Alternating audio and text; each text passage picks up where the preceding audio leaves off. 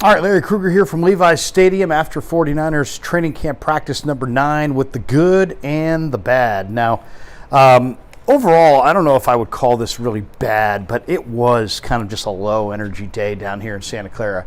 The Niners had a huge physical practice yesterday, and today was a medium rep day, and the energy down here was really low. The crowd was really quiet. The players seemed relatively quiet. Brock Purdy didn't play today. It was his day off. So, as far as, bad, I mean, you don't want to bring low energy, and it definitely was a low energy day. If you're looking on the bad side of things, Trey Lance started slow. He also had a miss where he missed Kyle Juszczyk on a short pass. He also would have missed down the field to Deebo Samuel, where he just overthrew him by 5 or 6 yards on a go route. Unfortunately, Deebo had beaten his man. If Lance had put it on him, that was going to be an easy touchdown. So those were bad. Sam Darnold, started hot, but he really finished bad. I mean, he had Brandon Ayuk wide open on a corner route, and I don't know what happened. I mean, the ball just hung up in the air, just had a terrible high trajectory. Maybe it slipped out of his hand, but the ball really hung.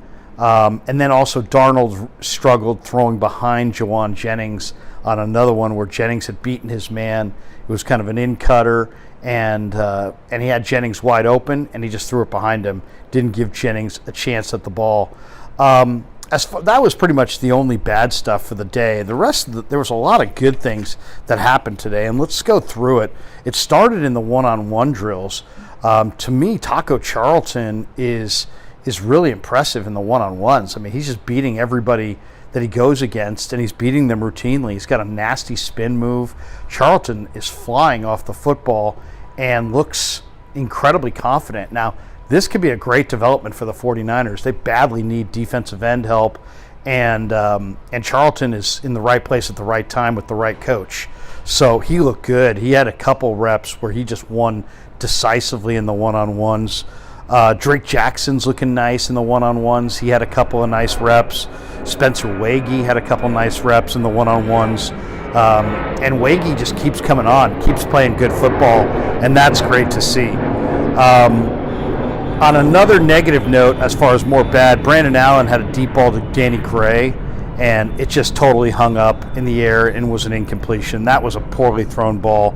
But on a good note, man, the Niner linebackers are continuing to play well. D. Winters had a nice play on one play. Jalen Graham, flashed against the run where he stepped into the hole, tagged down Kalen Laburn, and Graham's impressive. I mean, he really is impressive.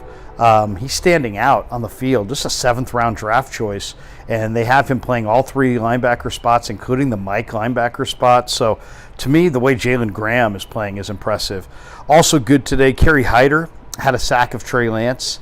Hyder beat his man and got to Lance for a nice sack, and it was a great move by Hyder, who dipped the right shoulder and beat the offensive tackle.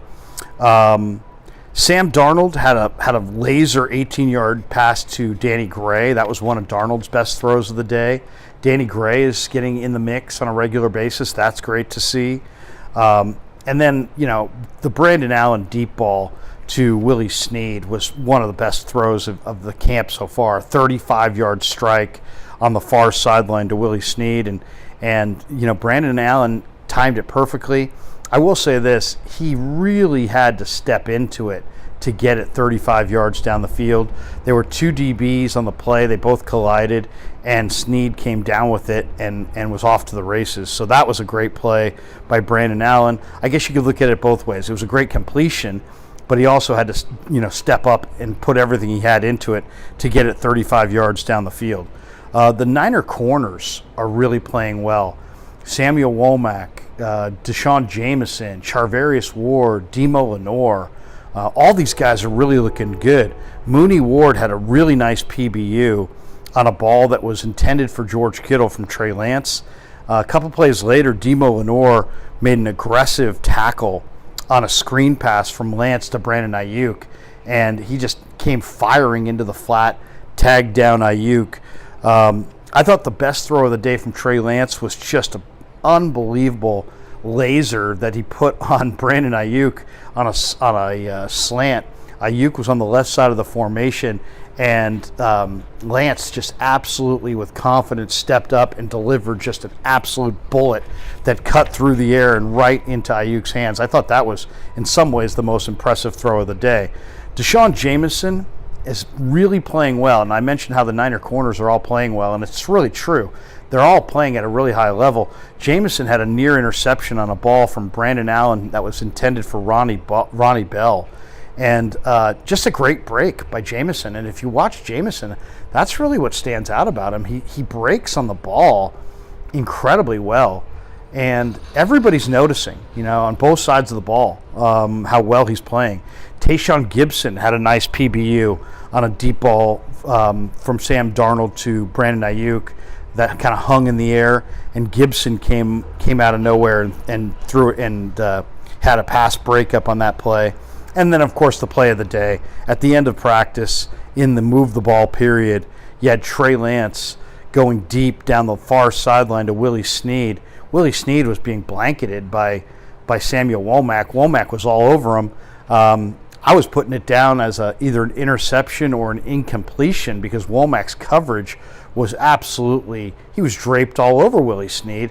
Somehow, some way, at the last second, Snead reached with his left hand out for the ball and made a one-handed grab wrapping around Samuel Womack. I mean, it's one of the most incredible plays I think I've seen in a long time.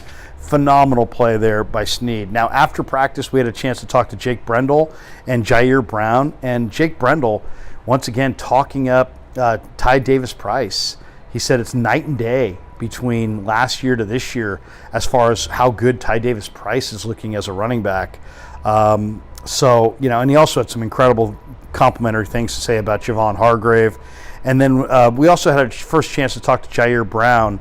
And I mentioned to Jair Brown, I said, hey, Mooney Ward says that in the game you're going to start smacking guys, that you're a grown man and you're going to start smacking guys. He laughed about it. But Jair Brown's a very impressive young guy, and you can tell. I was talking to Dave Lombardi after that interview, and the one thing that really stands out about Jair Brown, there's a seriousness to him, but there's also a confidence to him that is very real. This guy's a very confident football player.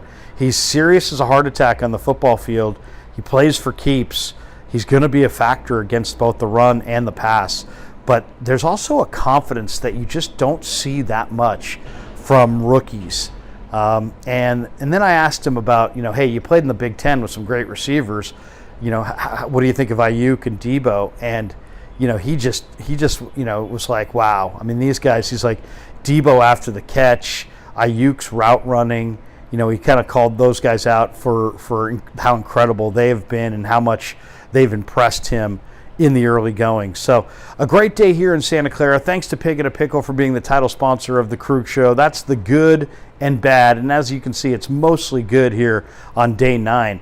49ers off today. Next week, they're going to head to Las Vegas for practices on Thursday and Friday in advance of their first preseason game, which will be a week from tomorrow, next Sunday in Las Vegas. The 49ers get the 2023 season going on the road against the Las Vegas Raiders in Las Vegas in the Dome. They'll practice, though, outside this week. So luckily I'm not going to Las Vegas, but it's probably going to be 110 degrees. They're going to practice early in the morning, but come on, that's not going to help all that much. It's still going to be absolutely a sweatbox.